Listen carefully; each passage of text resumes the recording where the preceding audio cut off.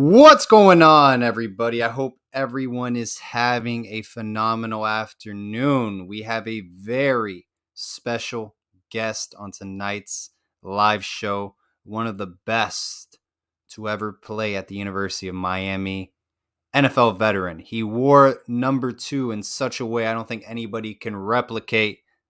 John Beason, welcome to the Scoop, man. It's truly an honor to have you on the Scoop. It's supposed to be Brandon joining us, but we'll get him on soon. Yeah, man, things happen. Shout out Brandon Meriweather, Killer B. If you don't call him that, Paul, you have to. He's still that. Killer B. That's interesting. He never brought it up with me. We've had talks with other players coming on. Man. We forget. You make 1,000 tackles, 500 tackles. You forget more than you knew. It's true, man. You feel it every day. I'm like, man, things are a little foggy. You know what I find interesting, John? You and Brandon, in my opinion, I felt like you guys both picked very unique numbers for your respective positions. In my opinion, I think linebacker, you're looking in the 50s. 44 is a common number for a lot of linebackers. He picked 19 at safety. I mean, why did you pick number 2? Well, for me, when I started playing Little League football, playing with my brother, he's a couple years older, and he went off to start playing high school ball, and I was still playing in Optimus. And my brother was a massive Deion Sanders fan, so Deion obviously wore number 2. And I switched to number 2 my last year Optimus. I told my brother it was in honor of him that, hey, I'm going to win a Super Bowl. So kind of, made that declaration that this was going to happen, and we end up winning the Super Bowl. So that was it. It was number 2 in everything: track, basketball, all through high school, college, and even in the pros. People, to your point, people believe that I wore 52 because of Ray Lewis. Obviously, it's great company, But the main reason I wore it is at that time when you played linebacker, it's either 50 through 59 or 90 through 99. So 52 more so because it had 2 in it. And it ended up being great company with all the greats. I truly think, John, that no linebacker can ever replicate your legacy at the University of Miami wearing that number, or Brandon's number, 19 as well. It's like 26. If you wear that number, you better play. Right. Like, I would never wear 44. Like, Dan, you got it, bro. I don't want that pressure. Shout out Pimp C is what we called him, Colin McCarthy. Like, go for it, bro. But I don't want that. I don't want that.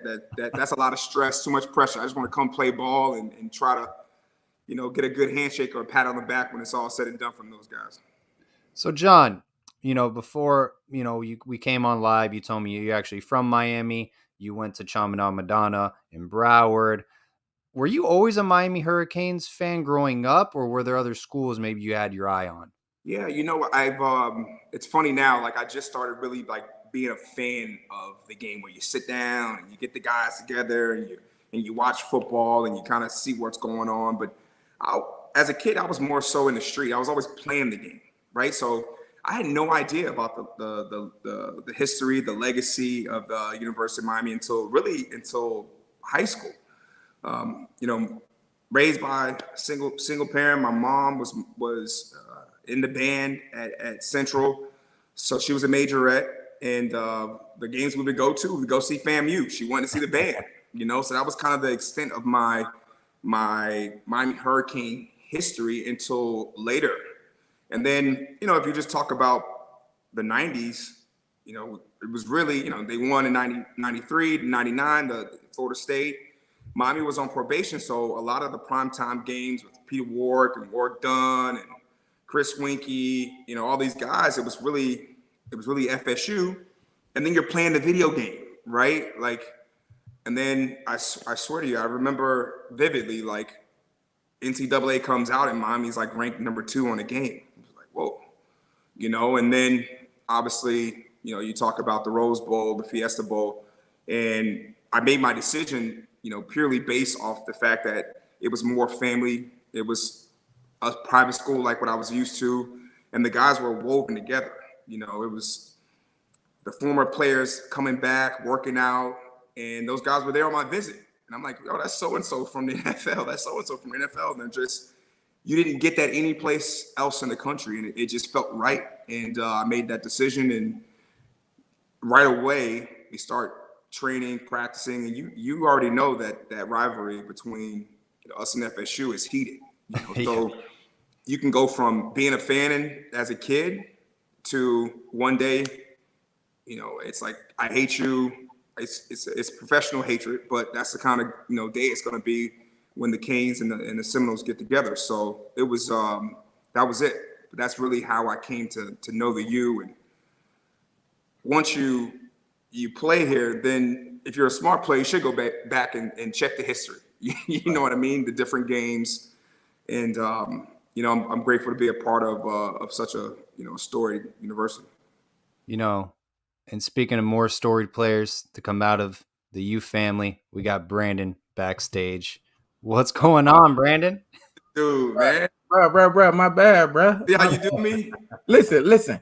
B, I got kids that I got to tend to, man. I have my daughter in there right now. I say, listen. No, listen, right? Screen time. listen, Beast. Yeah. I just got done with homework. We had a little more complicated than I thought. And I'm supposed to be taking my daughter to therapy right now. So, I was moving a little bit. Yours are older than mine, man. We still doing, coloring. That's what Daddy just got done doing. Like, I ain't got that. I'm talking about trig right now. I'm doing trig right now, man. I forgot all this. I'm still. But she gonna have a tutor. You know what? Her tutor. She's supposed to went to tutor today, but the reason she didn't go to tutor is because of this. Okay. Well, so look, my bad. Y'all know what? My bad. Y'all know I'm normally on time, baby. Wednesdays. I'm sorry. It's my fault. All right. Hey, what's up, bro? Welcome to the show. Hey, y'all, I'm sorry I was late. But y'all know that's my birthday brother, man. That's my birthday. There you go, man. There you go. We do it. We've been doing this together for years. That's it. Just 365 apart. That's it. Yeah, that's it. That's it. So how you doing, bro? Man, I'm doing great, bro. Just, at this point, you're on cruise control. We got the little one, so you just lock in. Looking back at it with the fam, how much pressure they actually have on them because they just support us all the way through high school, college, the pros, whatever you need, John. Boom, boom, boom. So now it's just simple, man. It's easy. We're in a position where we can, do for so many, but do for your family. And now we get to be outstanding fathers. I know you up there in Orlando, but Antrell, Vilma, DJ, we all down here in Miami just doing, daddy duty. You know what I mean? How are you mentally though? How are you doing mentally? Are you still good? Yeah, I feel good. It's funny. I think you can attest to this because you went through it, in your career.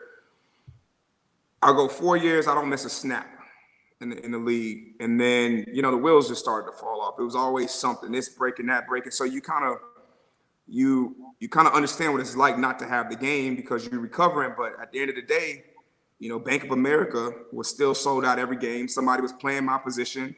Nobody really cares. The football will go on. So you get a taste of the transition from letting the game go. But, I'll say this, and I mean it wholeheartedly. I don't miss the game because I can't play the way I used to be able to. And I really feel like I couldn't have done one more thing to be healthier or to compete for a championship, study more, work harder, stay late. You know me, I'm an effort guy. So I think you put all that together and you feel like, you know what? I'm good. I'm grateful for the football guys for the time I had, and that's it, man. On a permanent vacation. Yeah, I say the same thing, Beast. I really do. But I honestly feel like I kind of let myself get away from me just by not enjoying every situation of football. That's what I mean. Like I was there, but I wasn't enjoying. I wasn't taking pictures with all my dogs everywhere we went. You know what I mean? I went doing the pictures with Odell and Tom Brady and all that like I should have. It wasn't a thing. It wasn't a thing. Right. Right. And that's kind of what that's honestly my only regret now is everybody be like, yo, you play with Tom Brady? I'd be like, yeah, you got a picture with him? I'm like, nah, man, I really wouldn't even own that. Yeah. And that's a regret for me. I'm like, no, I really I think about it, dog. I played with some greats. You did, Like man. I played with you. I Man. played with Teddy Bruschi. I'm talking about just linebacker wise. Yeah, Brian yeah. Urlacher, London Fletcher. Like, dog, I really played with some dogs at the mic. Yeah, man. And you know, Paul and I, we was touching on this earlier. You know, I told him, I said, you gotta bring up the story about a workout with Bill Belichick. You know, I gave Brandon the 24th pick. You know, he knows that. he knows that. He knows when I did it. He knows how I did it. He won't admit it. You know, we had a little side wager. We didn't put no money. We already knew. We knew I was going first anyway. We knew that. Man, we knew that. Carolina told me, they was like, look, we was taking you at 14, but then the Jets called and said, hey, you want to move back to 25? And they were like, yeah. So they end up getting Revis Island. Shout out the Jets. You know, that's a great pick. I agree with that. That was a great pick. But we picked up a second round pick and got Ryan Khalil, I think like 35th out of a SC All-World Center. Yeah, that was a good pickup. They was laughing at me, B. I got to Carolina. They was laughing. I said, what's so funny? They was like, man, we was getting ready to draft you at 14. We just saved 2.5. I said, man, are you serious? Yeah, so I was supposed to go, so it's cool. You didn't know that. You know, I was. Hold on. Check me out. See, and this where you wrong at. All right, I'm listening. Because I was supposed to go 12 to Philly. Philly traded back. They traded back, but you see, you didn't get that call from Philly where they died. Yes, I did. I was on the phone with Andy Reid, and he said, "You know what? We're gonna trade back and take you at 26." And I said, "Yo, I ain't gonna beat her." Yeah. I said, "I ain't gonna beat her." He said, "Brandon, from what I'm hearing, you're gonna beat her. Yeah. I get you at 26." Yeah, and that's when I thought you was gonna win. I was like, I know he's gone before 26, man. Yeah, man. I was on the phone with him. We were a part of the longest at that point, the longest first round in NFL history. We went like 4 hours and 20 something minutes, and it was the first round. It was crazy. Yo, that was the longest day of my life. It was. But you know what? I just, taking it all in, we knew we was going first. We did. And it was like, hey, I know I'm going, I just don't know where. It's a different emotion. And once you get the call, it's like, okay. I know it all that weight off your shoulder, you like, oh, now I can just go play. Yeah. Hey, but let's move to this Miami, man, because that's what the whole scoop is about. It's about Miami. All right. What you think? What you think about my boy, man? Well, that's our boy. I know that, but I just said my boy because I was just saying speaking in terms. Yeah. How you feel? Okay. He was on staff. He was there. That's what I mean by our guy. Yeah. Okay, so question. Okay. How do you feel like Miami did everything in their power to move us forward?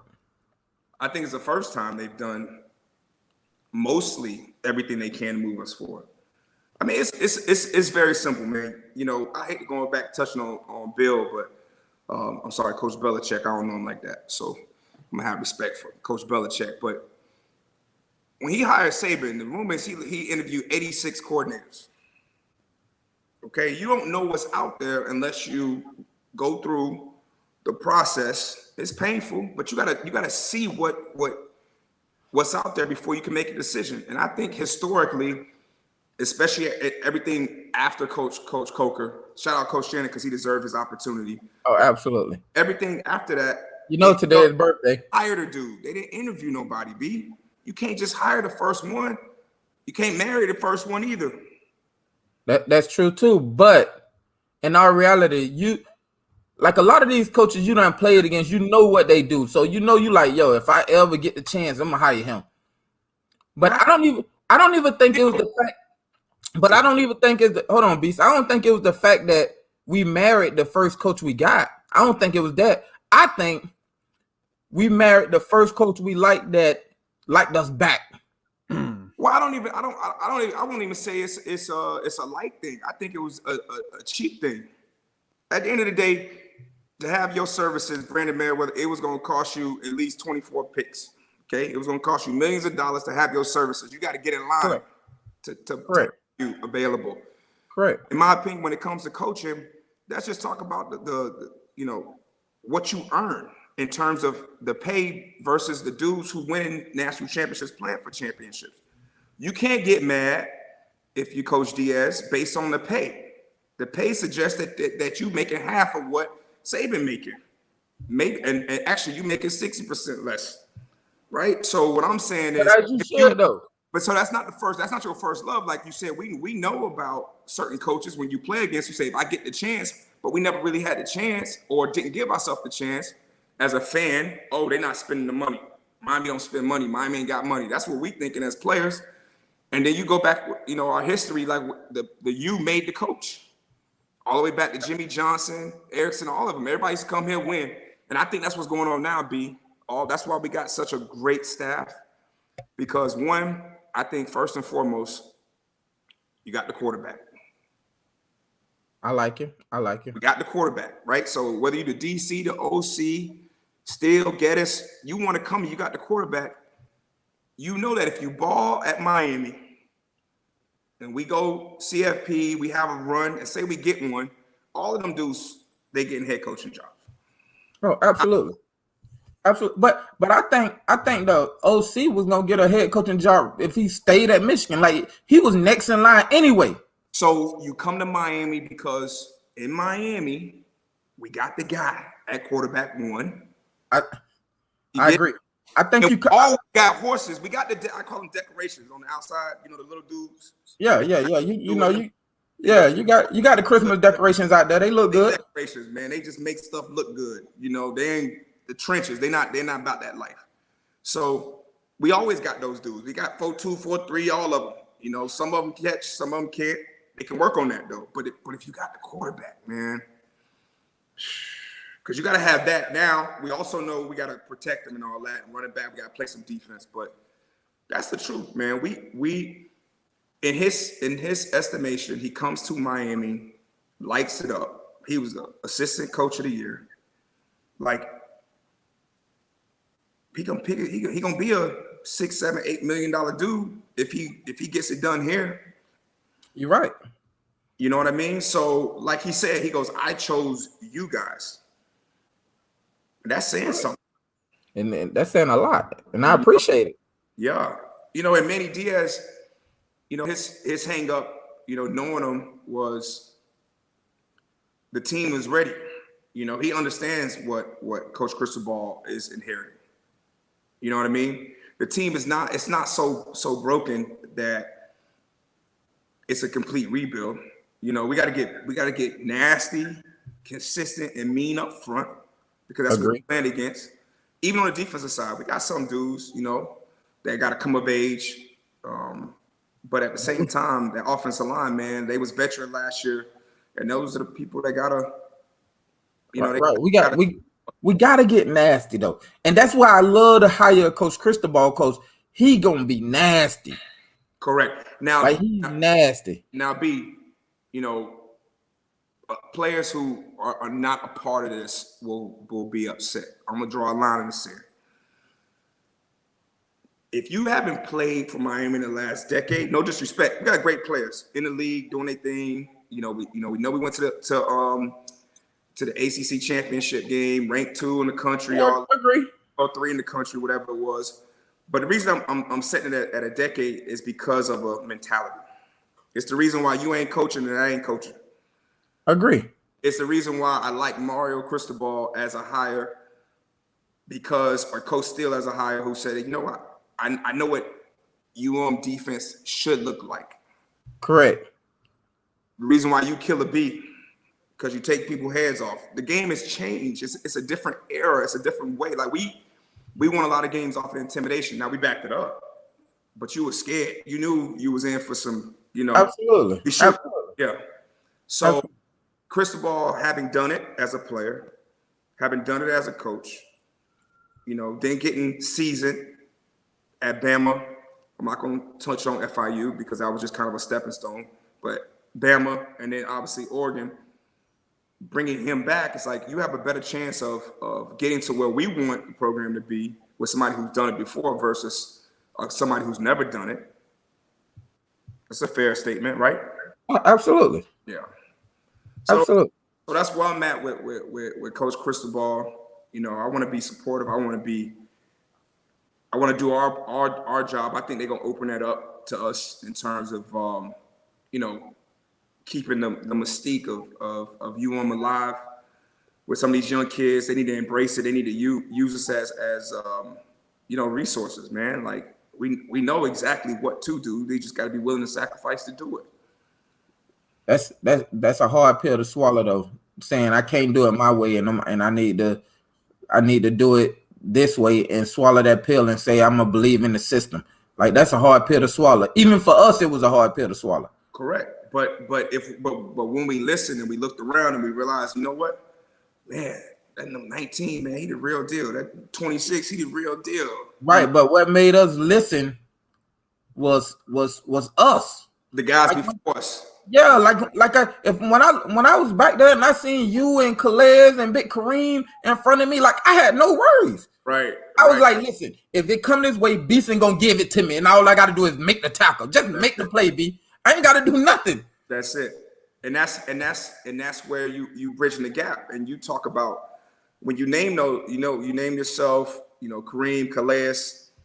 Now you talk about the guys who came before them.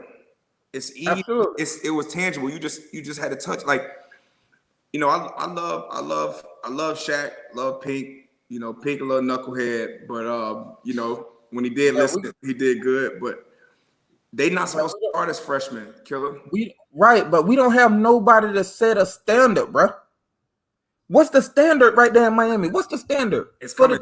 I'm just talking about defense right now. What is the standard? You see what I'm saying, Beast? Listen, I tell you what, I don't care what the scheme is. I know one thing that's not happening if I'm on the field personally. Ain't no way nobody set no record on us rushing the ball. Ain't no way. Oh my God, Beast. Just on me alone. Beast. I swear to God, Beast. I was watching that game. Yeah. And I was watching it actually with somebody who went to North Carolina. Oh, and before the game, he literally said, "Man, we about to set records on y'all." And I said, "Well, you lost your damn mind." He was drinking. I thought he was. Right. At least I was drinking heavy that night. Right. Boy, same. Boy, at halftime, when I seen they had 246 at halftime, Beast. Woo! Never. And you know what's funny, man? It felt bad when we knew that was it. We out there in Boise playing in that BS bowl game. Yeah, we couldn't. I couldn't play in that. Man, it's the U. We 7-6, and you don't point fingers. It's kind of the thing, like when you won state championship at Apaka, like you played quarterback, so you took care of that side, and then you came and you played safety, so you took care of that side. Everybody who's a gangster, whoever played at University of Miami or played anywhere, played both ways in high school. Okay, you didn't come off the field. Okay, period. So I don't want to separate, the game. Right? Got to play offense, got to play defense, got to play special teams. But it's something to be said when the offense finishes, 4 or 5 from the bottom of 120 D1 eligible schools in the ranking, and the defense finished in the top 5. Now, at the end of the day, it still got a 7-6, but right. It hurt, man. We left the U. Beast, listen. We're the first ones, bro. B, I swear to God, Beast, I just told somebody that. They said, B, man, this started when you were there. And I said, bro, you know what? I said, bro, you know how hard it is to play football when you got the number 3 defense in the nation and the number 126 offense? Yeah. I said, bro, it's hard for us to go out there every play and say, all right, man, listen, it's on us. Yeah. Like, bro, we played Louisville.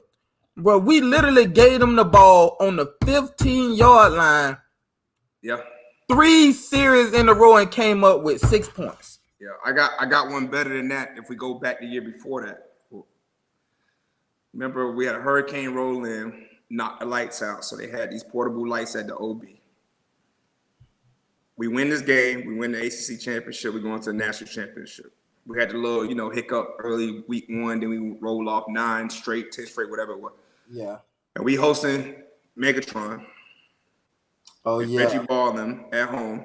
Oh, yeah. You remember Nuke ran a punt back to like the 10-yard line. The final score was 14-10. Calvin had 20 catches, whatever. But ran the ball first and 10 from like the 12.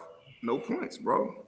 And listen, shout out to all the offensive dudes that was playing. Listen, we ain't throwing nobody under the bus, man. We just saying it is what it is. We're gonna touch on this too. The homie K3, Kyle Wright, that's my guy. You got the quarterback. You got 4 different offensive coordinators during his tenure. You can't change the system every year offensively. Now we can do it on defense. We good like that.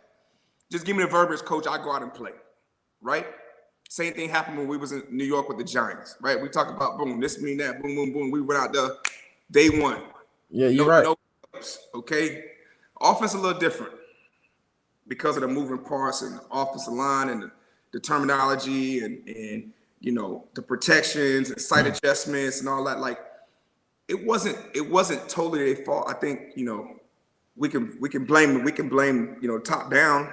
Start with administration and then coaching and all that. But and then we had some dudes that wasn't doing right, that wasn't available, that should have been available. I agree. Dude, I'm talking about like a dude, like just put him out there, he gonna change everything. I agree. Like what Jamar Chase did in Cincinnati. Yeah, Joe Burrow the real deal. He the real deal. You play quarterback, but that dude out there, a difference maker. Yeah, man, he's a problem. He's a problem for everybody. Yeah, they need to do a better job getting him the ball like they do Cooper Kupp. But so I don't want to throw those dudes on the bus, but it was rough over there for them. And we would like you said, 14-10. What about the Brian Paddock game, bro? The Maryland game. Was that 10-7? I think it was 10-7. We lost. We shouldn't have played that game. Boston College.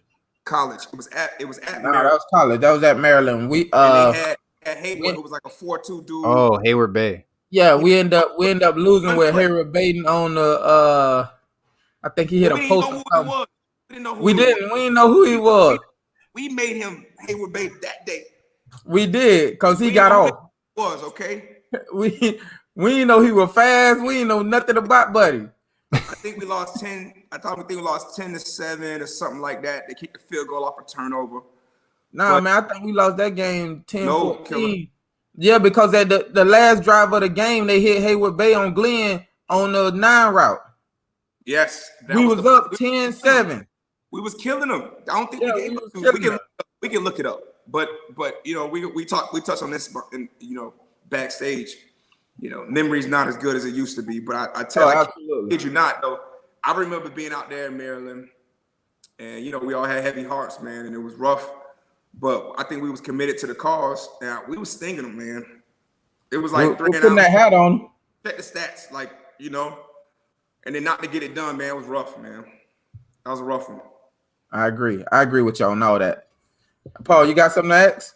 It's unique, because I remember as a fan where I was watching the Maryland game, for example.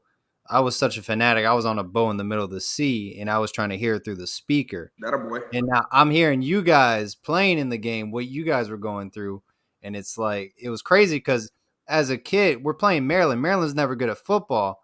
And to lose to Maryland, the University of Miami in football, not basketball, it was like a shocker.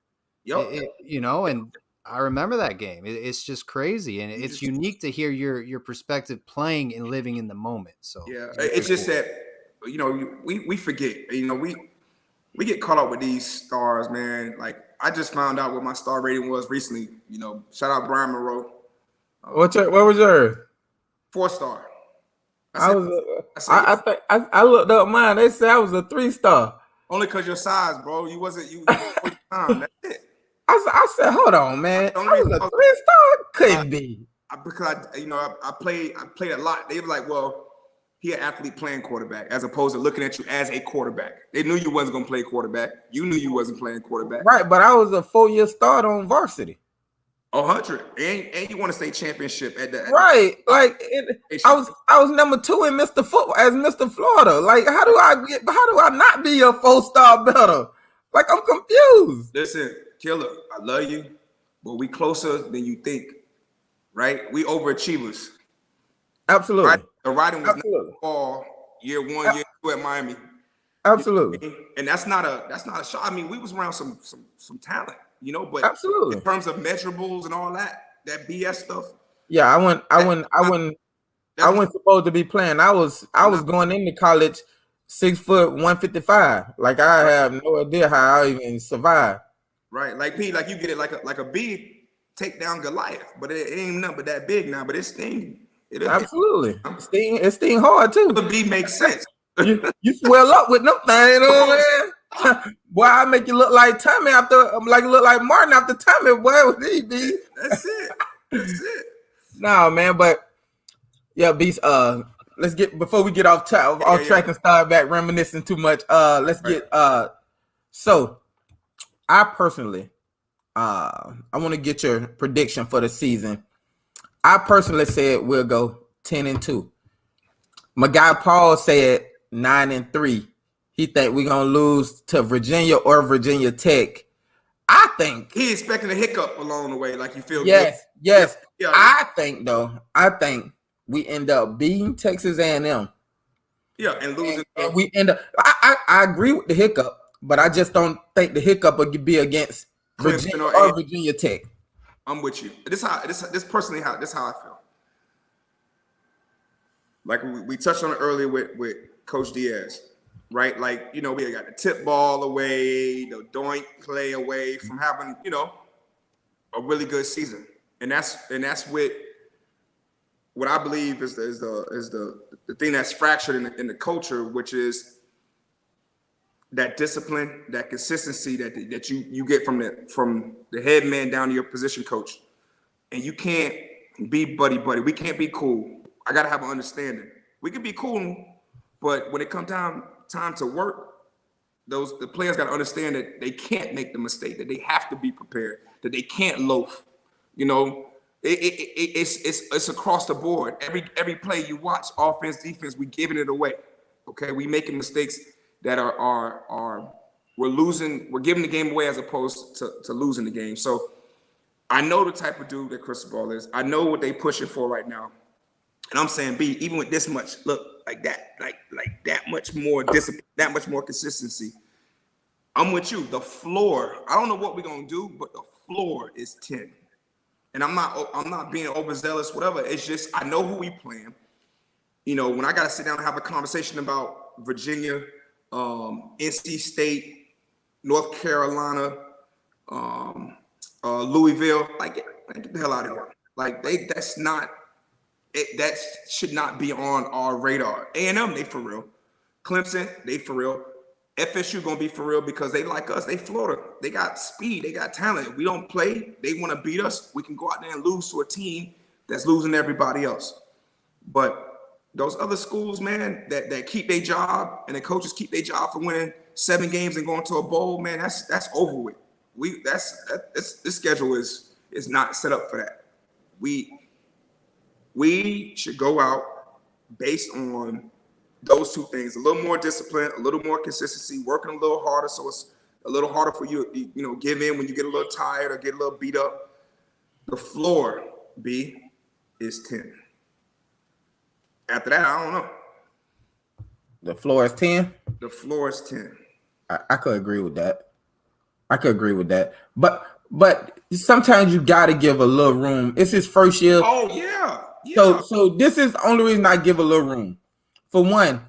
But you said 10 too. You said 10 also. Yeah, I said 10-2. I said that's our record. But what I'm saying is I give a little room because I say it's his first year. You got to create an identity first.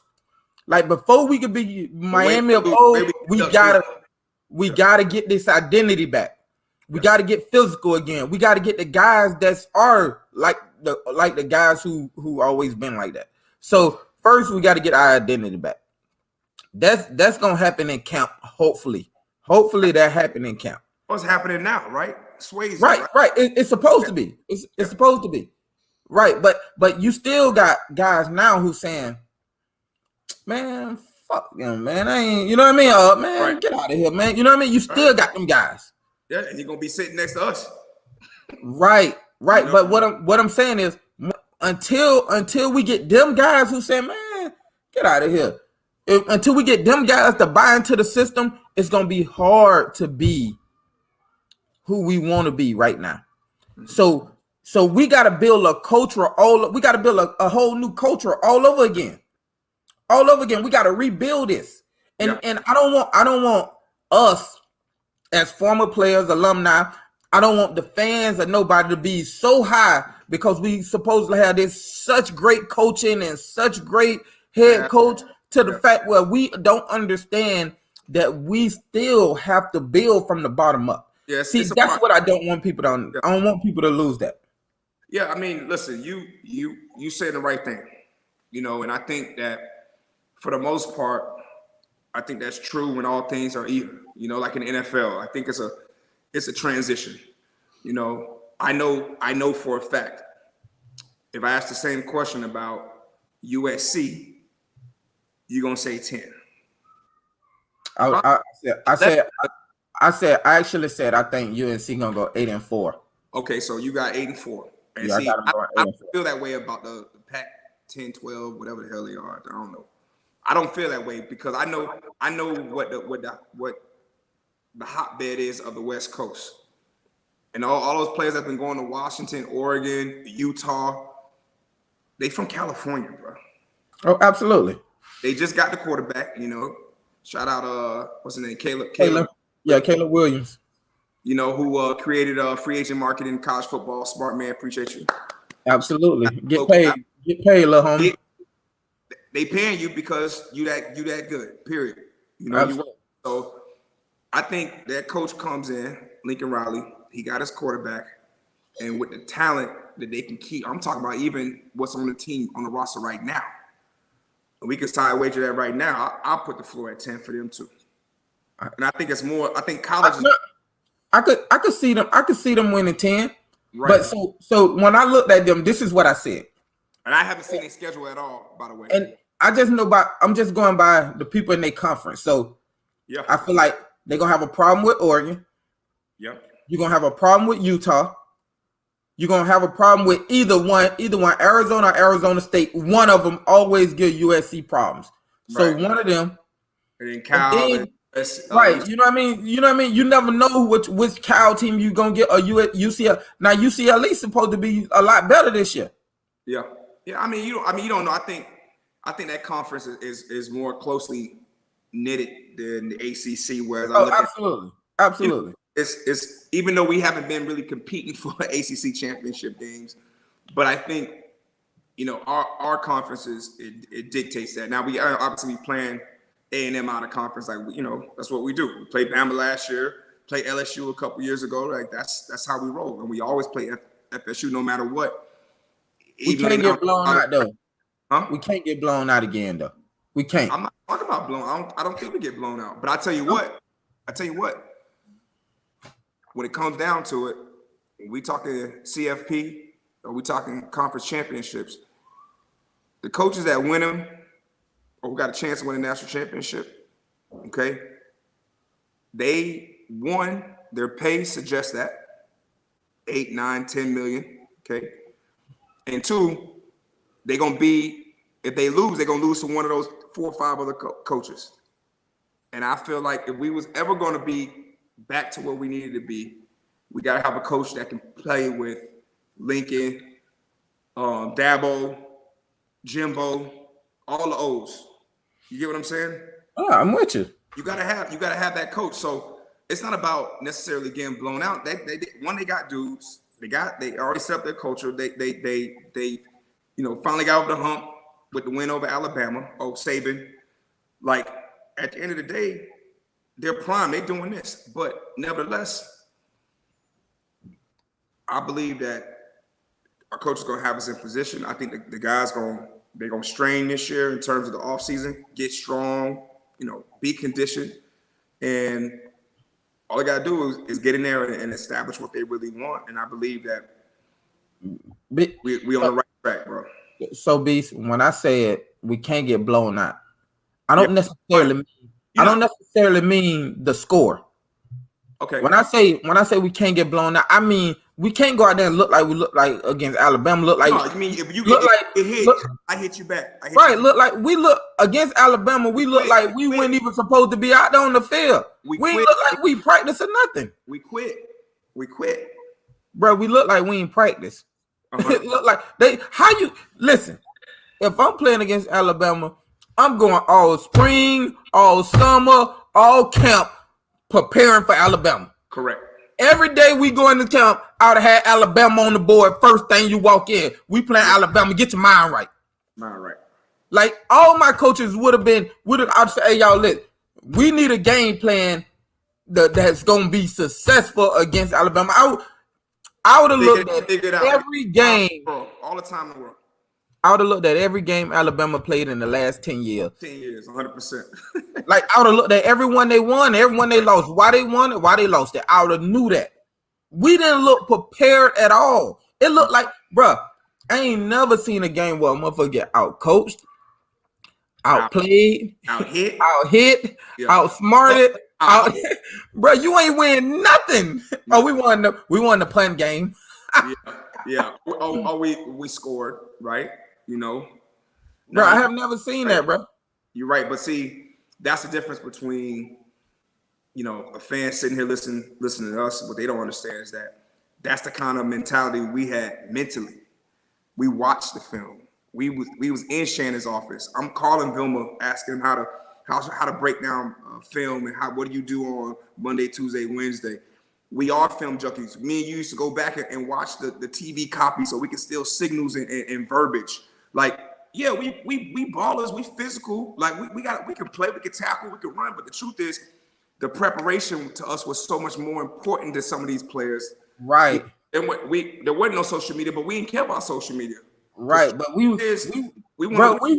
on such the same page though, Beast. It was easy for us. Easy. Like the preparation we literally would be in there, and I tell everybody this, Coach, and me and Paul talk about it all the time. Like, I give Coach Shannon the utmost respect as a coach. Do I not, Paul? Yeah, you do. You do. Like I tell her, like, yo, Coach Shannon might not have been a great head coach, but as a D coordinator, man, he was second to none. That man, listen, he taught me how to watch film and men, all that. Yeah, dog, he taught me everything, bro. Like it was important. Like I don't know how else. I didn't like when I went to the league. The league was easier than college because I already knew all this. Yep. Only thing you had to do in the league is learn how to be a professional. Yep. Yeah. And B, you would be an outstanding coach. Like people have no idea. Like the Mike linebacker gets all the praise, right? And if I can compare it to the other side of the ball, right? The quarterback all the praise, but you know the center. Yeah, all the praise, but you know what? When I'm on a great defense and I'm buzzing and I'm doing my job, I got a little voice in my ear. I can't turn around. I gotta worry about this. Absolutely. Hey, Beast, this the call. Look for this. Look for that. I look great. I look great, especially when I trust the person who's saying it. Absolutely. I gotta know that this is the Bible. What you telling me, right? Absolutely. But if I don't trust you, and I feel like I gotta get you lined up, and I'm doing this, and then we gotta argue. Then you got arguments on the field. No, we ain't doing that. We ain't doing that. That's what happened too. Now, question. So I appreciate question for John and Brandon.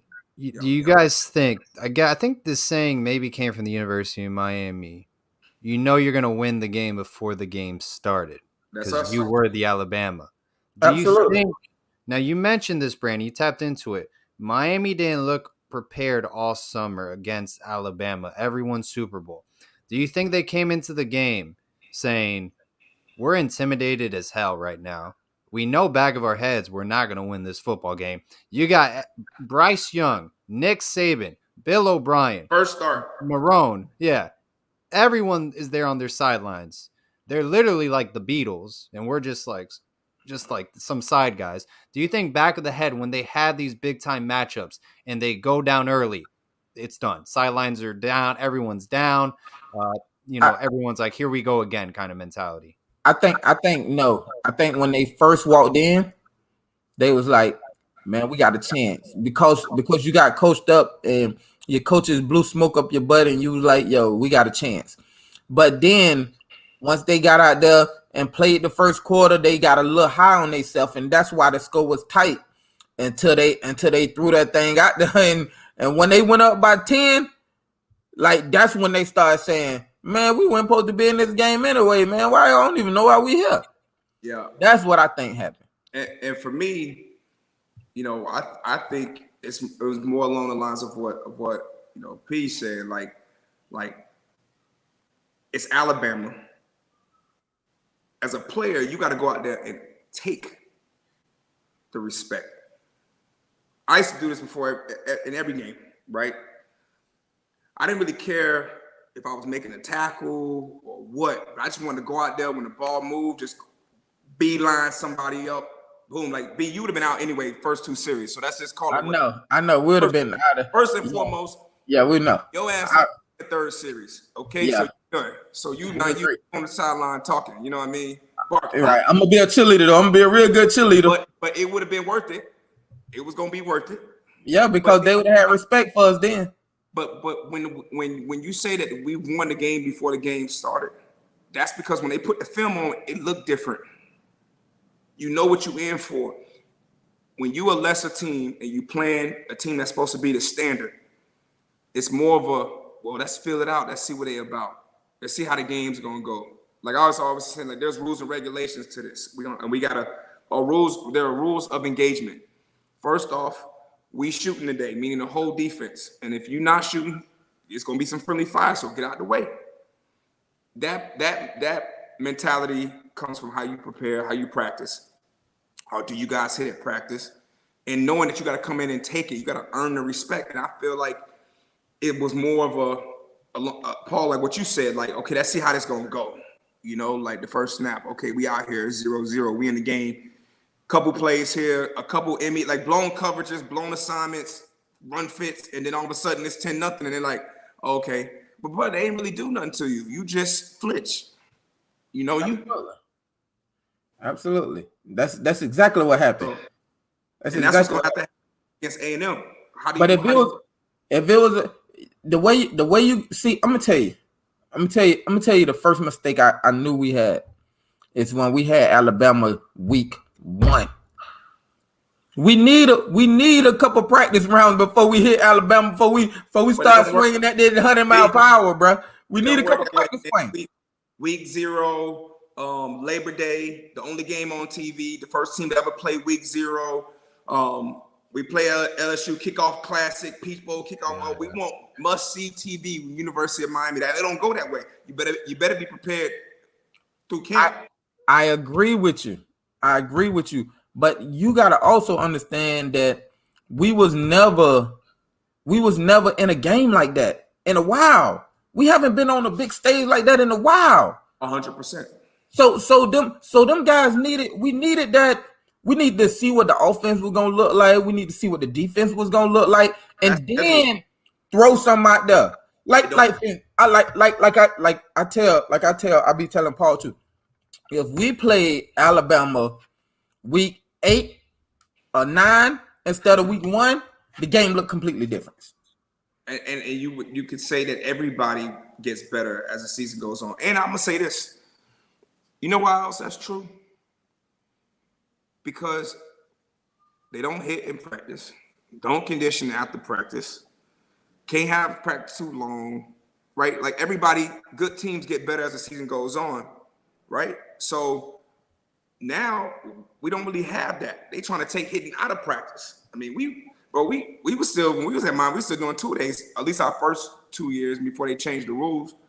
Like, so everybody would get better, but I would say this. Yeah, we might put up a better fight, but Bama would be better too. I agree. I just said the game would be better. I ain't say we was gonna win. Oh yeah. Well, you would hope so, but you said we ain't been on that stage. We have, and we keep. every time we on that stage, you know, We lay an egg. yeah. From what We're gonna from let what that you get guys seen, slide, bro. what So, you guys seen this past season, everyone basically is coming back. You got Tyler Van Dyke, you got your running backs, your old line to a certain extent coming back. You got a lot of playmakers coming back, basically. What are 3 things you want to capitalize on for the 2022 Miami Hurricanes in order to hit that 10K, that's the 10 win mark, and potentially win an ACC title? Beast, go ahead, Beast. yeah, all right. So it's first and foremost, I think the thing that was most evident once Van Dyke became the starting quarterback was Lashley had these cuffs on him. Like the first half, it's like you're not really opening it up, and then all of a sudden, when the game was on the line, we down 2 scores. Second half, in the moment, that's when he played his best. He'd bring us back. He'd go down and make the play.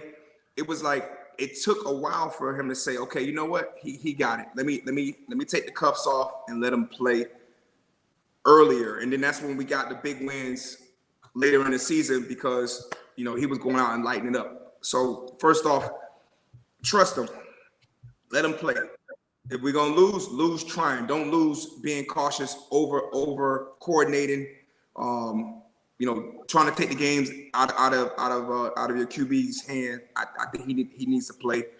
And then I think on the flip side, defensively, I think we gotta learn what it means to chase the football, like run to the football, like play with effort. Like we had 2 categories. One category in every defensive meeting room is a loaf. Okay, one of the best coaches I've ever had, Richard Smith. His definition of a loaf is a transitioning speed killer. Either you was going fast and then you start moving slow, or you was going slow and you speed it up. That's it. That's the criteria of a loaf. It's either it gotta look one way the whole time. Okay, so you gotta play that type of style defensively, and then play smarter defensively. Like run fits. If you're a corner, outside leverage, turn the ball back in. Safety in the alley, turn the ball back in. Spill, fit, all like little stuff. Defensive linemen, stay in your gap. Don't fool the backers. Don't fool the second level players. Like little high school detail oriented stuff. That's what I mean about being consistent and having discipline. Like to the point where something as small as be the right step or the right alignment.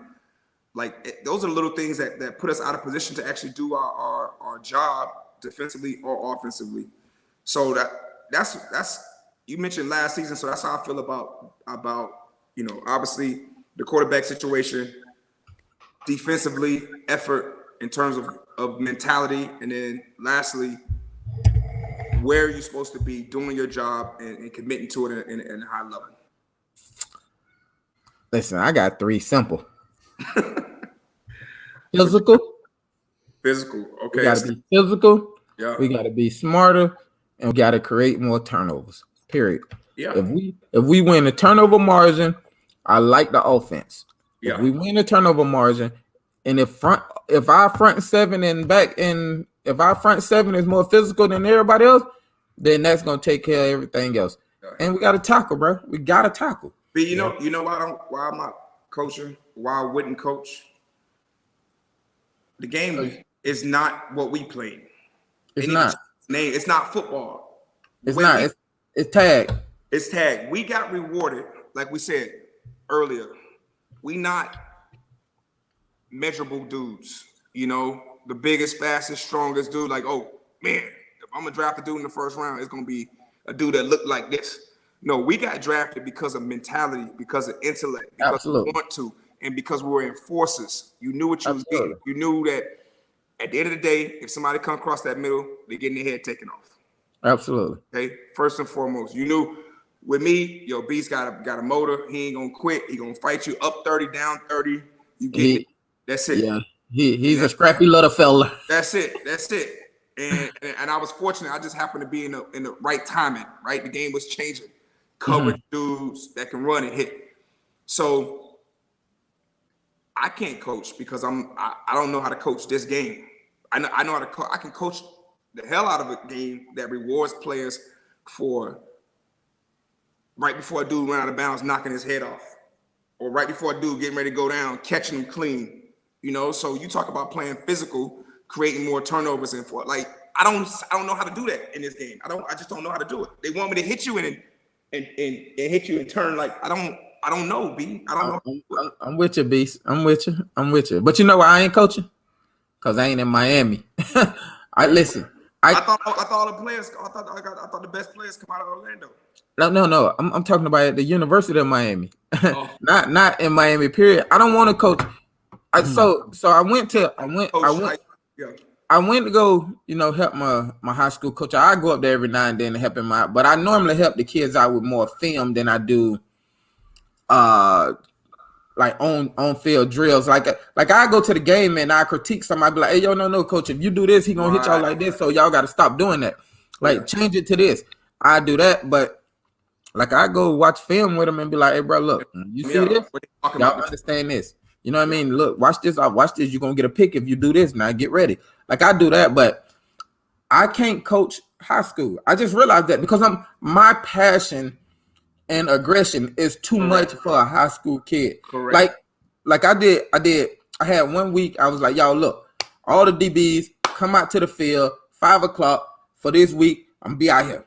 Yeah. Day 2, they came out there. Man, get your stupid man. What the dog? What you don't know how to backpedal, nigga? Like, bro, how you know how to backpedal, bro? Like, and I was getting so mad until the guy who was with me was like, bro, they not built like that. They not built like that. These high school kids, bro. And that's why I said, I mean, like I gotta coach college. Not see college will be easier because college I could be like, bro, you don't know how to backpedal? All right, bro, you just go sit on the side and learn. You know what I mean? You can't do that in high school because in high school you only got one or two. You only got 1 or 2 players who can actually play anyway. Anyway, yeah. So that's why, like, if I was in Miami and I could go to every day, I'd be I could be in there and coach. Yeah, they got it.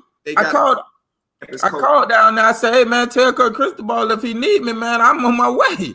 Yeah. Like I coach college. I just can't coach. I cannot coach high school. I just can't. I'm with you on that, man. I just think it's a different breed of kid. Like football or sport aside, like just where that if we saying we closer to 40 and they closer to 20, so the next generation of players, right? Like the generation under us, where they are. I just think it's a softer version of people. Oh, absolutely. I'm sensitive. You know what I mean? People going to college, right? Football reveals that it's a tool to gauge who you really are, right? It's hard. It's hard because it's for the select few. You know what I mean? Bro, people going to college over 7-on-7, bro. So you know it's a problem. And they not tackling nothing. You know it's a problem. Right. I'm with you. So we're at the hour mark. We don't want to take up too much of John's time. Brandon, anything else you want to cover before we wrap it up? No, man. Beason, I love him, man. That's my brother, bro. That's my guy. Real quick, so you could tell everybody, because I don't know if you remember what happened in the workout with Coach Belichick. Which one? I had 3. Yeah, well, I only had the one. Remember at school, me and you? Yeah, I had 3 of them. I had 3 with Coach. I had the one where he tried to kill us and get us all tired, and then you quit on us, and I kept going. Right, but you never see me do what? What you mean? You never see me quit, but you know what? I didn't. You quit that day though. You know what I did? Why? Because you knew you weren't going? You don't need no water. Coach Belichick was like, yeah, sure, you can go get you some water right there. You know what I did? Why? I didn't want to go to New England. You know what though? You know what? Let me tell you why. First off, and it's ignorant because you got two of my Super Bowl appearances. You know what I mean? And I would have been a difference. Would have won both of them. But shout out. Wow, that's how you do me? Yeah. No, I got no rings either. You know what I mean? Okay, this was a thought process. So, played at Miami, we're family, we thick as thieves, ride or die, no matter what for your boy. It always felt like The Patriots is there, they doing their thing. Then Bill just start. You get he cut you. He ain't got no loyalty. He get rid of you. And I'm like, I'm watching this from afar as a dude, who don't know nothing about the business side of it, right? I just know it's football, bro. We a team, we family, So I didn't like that about him, bro. I felt like he would get rid of guys that won for him, and he wasn't loyal. And I didn't want nothing to do with it. And then, want me to tell you the truth though? Yeah, Bill is cutthroat, but he business. And I ain't but he cutthroat to certain people that don't want to follow the system the way he wanted to follow. See, I'm gonna be 100% honest with you. Right. You would have been perfect in New England. Yeah, perfect. Like you would have been in New England for the next 20 years. Like you would have played there for 15 years.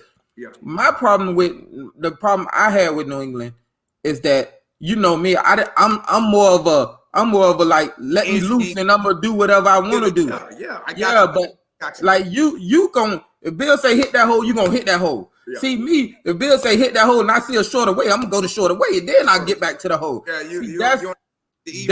that was my problem. Yeah, 100%. You ain't gotta tell me. I know you. I know you. I know you know what you're doing though. Absolutely. I know you know what you're doing better than 99% of dudes that wear the uniform. It's not it's not calculated. Absolutely. But I look back at it and I'm like, damn, like if I did what I did with the Panthers for the Patriots. You're right. You probably would have won your 3. I probably would have won. But the crazy part is the reason they didn't want to go to New England is because they said they never pay nobody. As they showed me, they didn't pay nobody.